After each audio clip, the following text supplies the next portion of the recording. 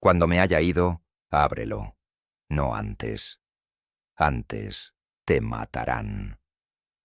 Estas palabras, escritas con letra firme, pero que delata el cansancio de la edad, no pertenecen a una novela de espías.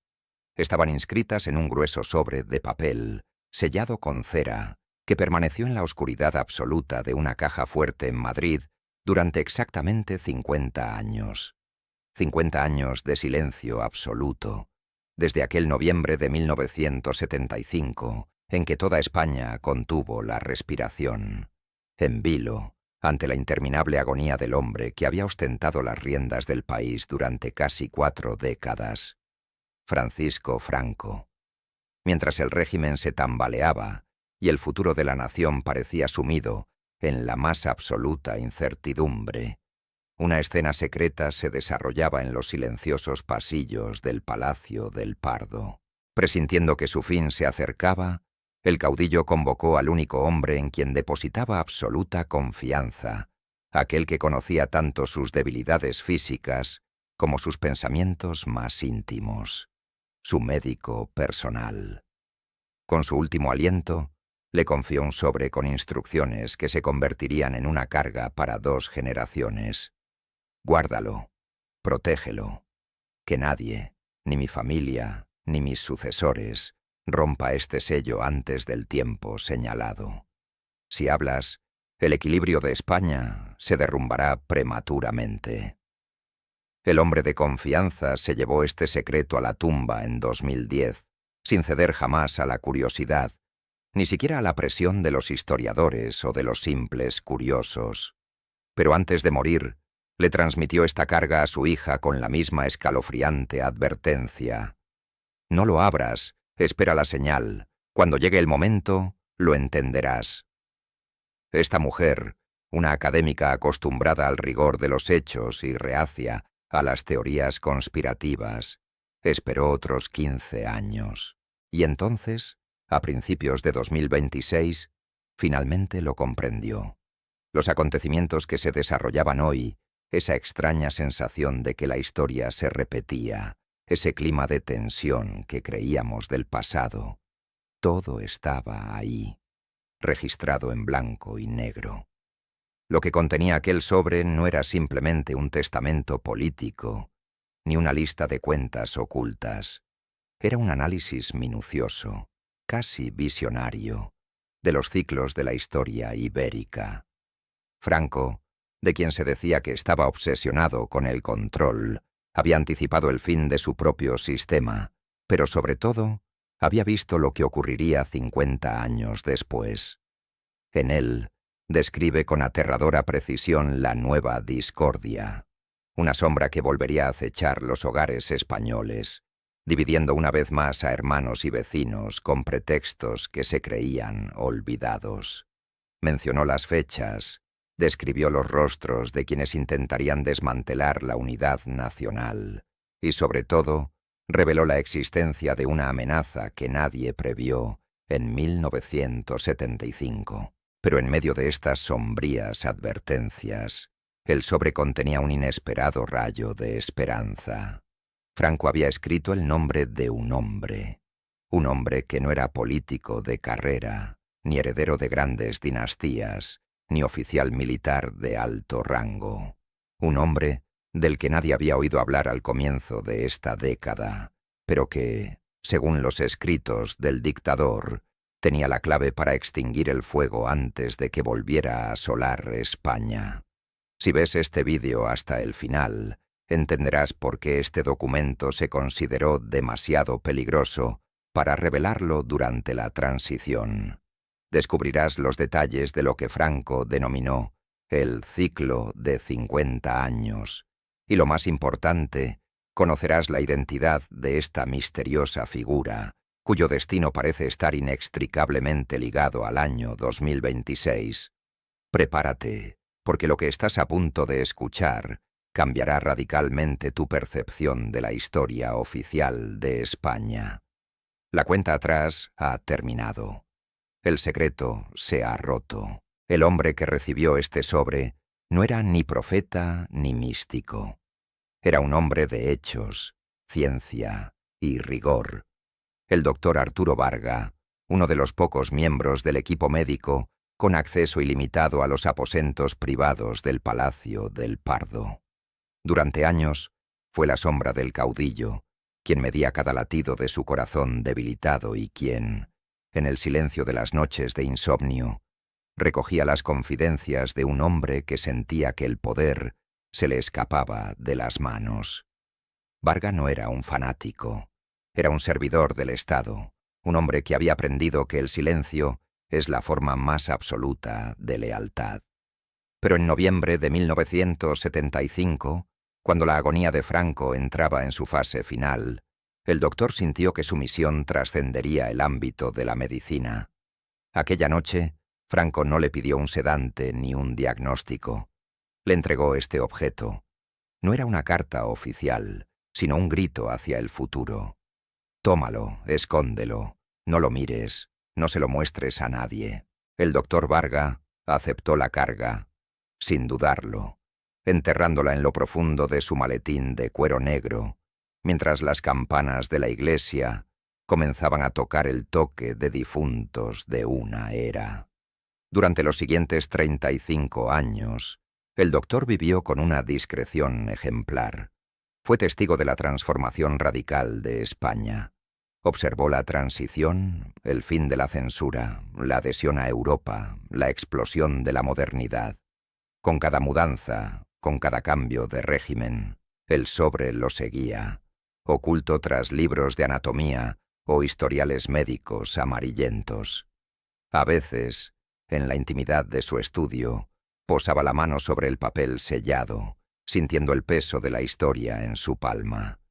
Podría haberlo vendido por una fortuna a periódicos sensacionalistas o a historiadores ávidos de revelaciones. Nunca lo hizo. Su lealtad no era hacia un hombre, sino hacia la promesa hecha en su lecho de muerte. Sin embargo, el tiempo acaba alcanzando al guardián. En 2010, sintiendo que sus fuerzas flaqueaban, el doctor Varga llamó a su única hija, Elena, escritora que siempre había contemplado el pasado de su padre con cierta distancia crítica. Ella recordaba la caja fuerte que su padre se había negado a abrir en su presencia. Ese día, en una habitación de hospital bañada por la tenue luz de Madrid, le confió la herencia. Sus palabras fueron las mismas que las del caudillo. No me corresponde abrirla.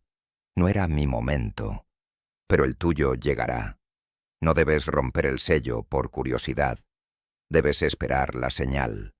Una señal que no puedes pasar por alto. Un acontecimiento que sacudirá los cimientos mismos de este país. Elena recibió el sobre como una reliquia pesada. Durante 15 años había sido la nueva guardiana del silencio. Era una mujer racional, una académica que solo creía en pruebas tangibles. Guardó el sobre en un cajón, casi olvidándolo entre las molestias de su vida diaria. Para ella, no era más que los desvaríos de un anciano paranoico, pero el destino tiene la costumbre de recordarnos su presencia. Estamos en febrero de 2026. Una mañana cualquiera, Elena enciende la radio y escucha las noticias. Lo que oye ese día no es solo información política. Es un eco directo de los susurros que su padre le había repetido en su lecho de muerte. Una serie de incidentes coordinados, un aumento de la tensión que nadie había previsto, una atmósfera de división que España no había conocido en décadas. De repente, un escalofrío le recorrió la espalda. Corrió hacia el viejo escritorio de madera de su padre, buscando con manos temblorosas el sobre en el fondo del cajón secreto. La señal estaba allí. El medio siglo de silencio había terminado. Pero mientras se disponía a romper la cera roja, una pregunta la asaltó. ¿Estaba preparada para descubrir lo que Franco había previsto para nosotros? ¿Estaba preparada para leer el nombre de aquel que, en las sombras, había estado esperando su momento para cambiar el rumbo de la historia española? Lo que estaba a punto de descubrir en el interior superó todos sus temores.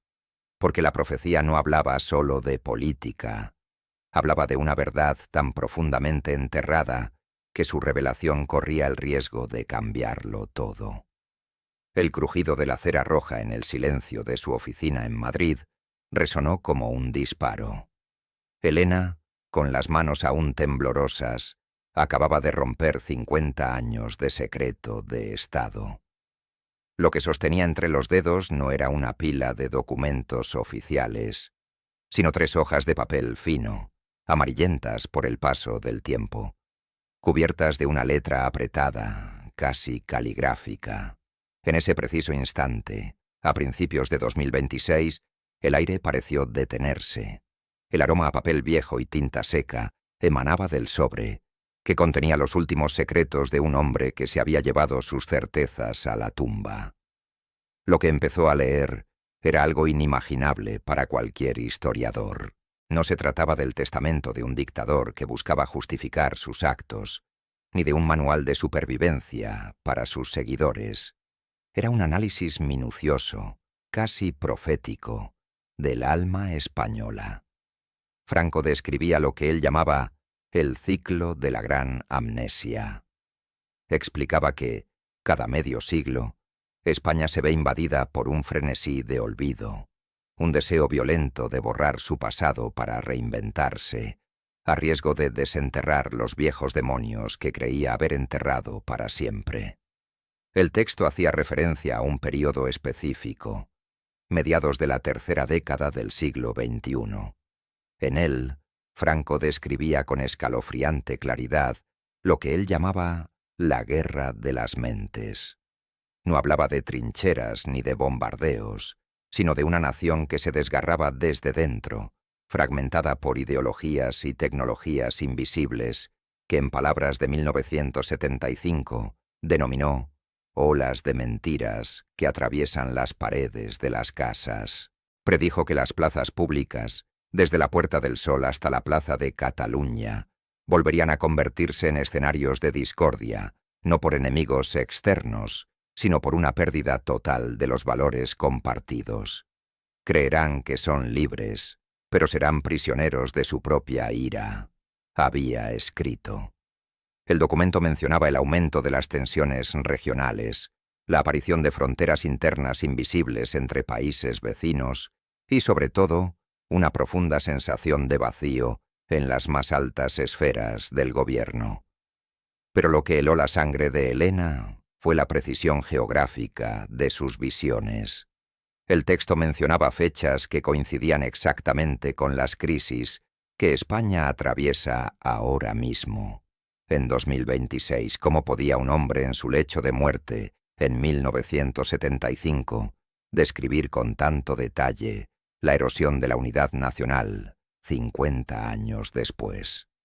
¿Era fruto de una extraordinaria intuición política o de un conocimiento que aún nos resulta esquivo? La primera página terminaba con una sombría advertencia. Cuando el pasado sea profanado y los muertos no encuentren descanso, España entrará en su hora más oscura. Será un tiempo de gran agitación, cuando el clamor de la división ahogará la voz de la razón. Elena sintió un peso opresivo. Todo lo que veía en las noticias, cada debate inútil, cada manifestación violenta, parecía haber sido orquestado, o al menos anticipado, en aquel manuscrito olvidado.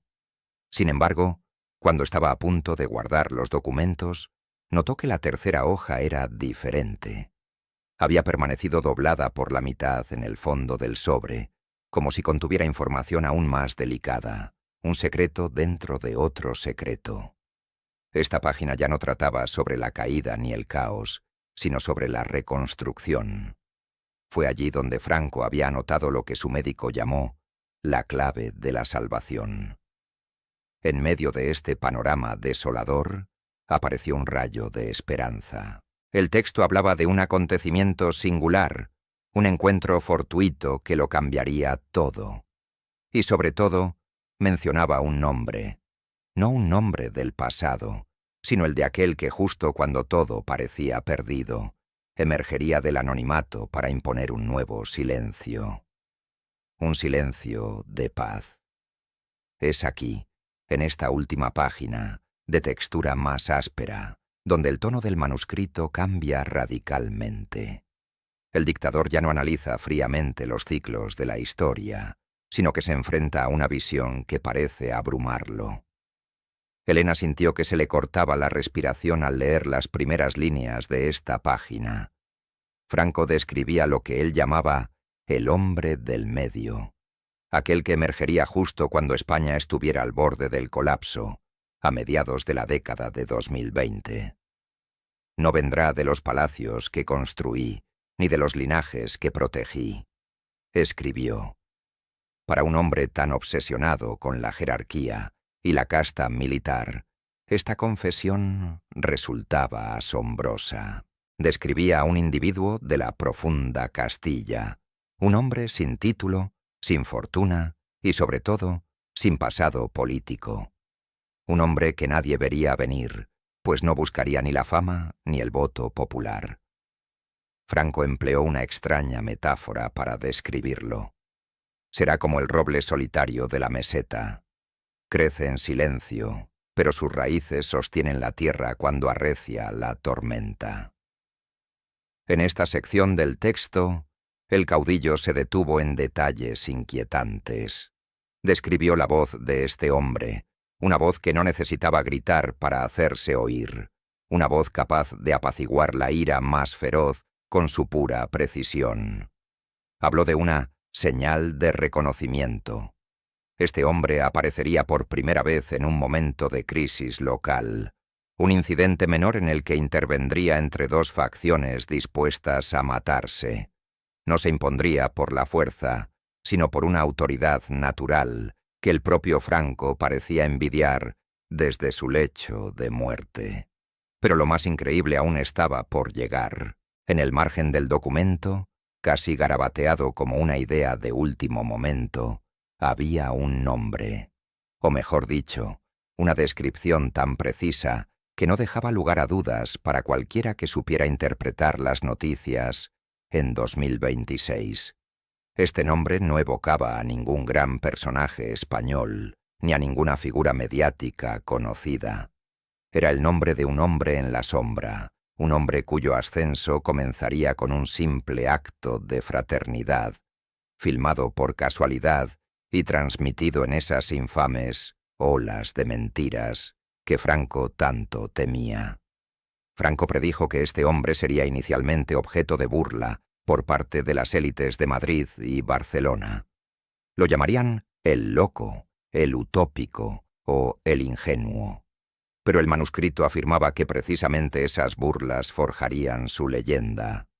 Cuando el pueblo reconozca su propio dolor en sus palabras, los poderosos temblarán, pues no podrán sobornarlo ni silenciarlo. El texto sugería que este individuo poseería un conocimiento de los secretos de la tierra y de la historia, que incluso los más grandes eruditos habían olvidado. Elena comprendió entonces que la profecía no hablaba de un nuevo dictador, ni de un mesías político, sino de una fuerza de reconciliación casi biológica. Franco, en sus últimos momentos, pareció entender que solo un hombre sin vínculos con los crímenes y las glorias del pasado podría remendar la bandera desgarrada de España.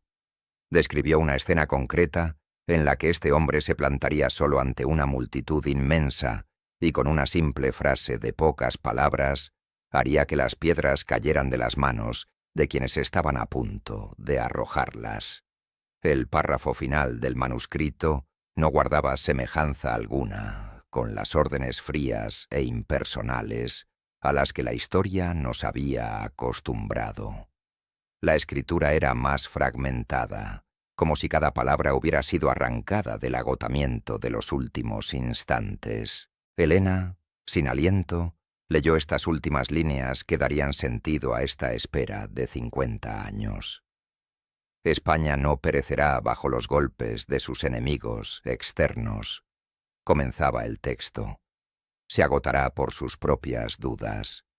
Pero cuando el clamor de las divisiones parezca ensordecedor, el silencio de este hombre será vuestra brújula. Franco concluyó su mensaje con una advertencia que resuena hoy con brutal fuerza en esta primavera de 2026. No busquéis la salvación en los que más gritan, pues el verdadero poder no reside en la dominación, sino en la capacidad de sentar a los enemigos a la misma mesa. El que yo he visto no busca el trono, y precisamente por eso será el único que podrá estabilizarlo. La profecía concluía con una extraña instrucción, casi espiritual. Cree en aquel que habla del mañana sin maldecir el ayer. Para Elena, el mensaje era claro.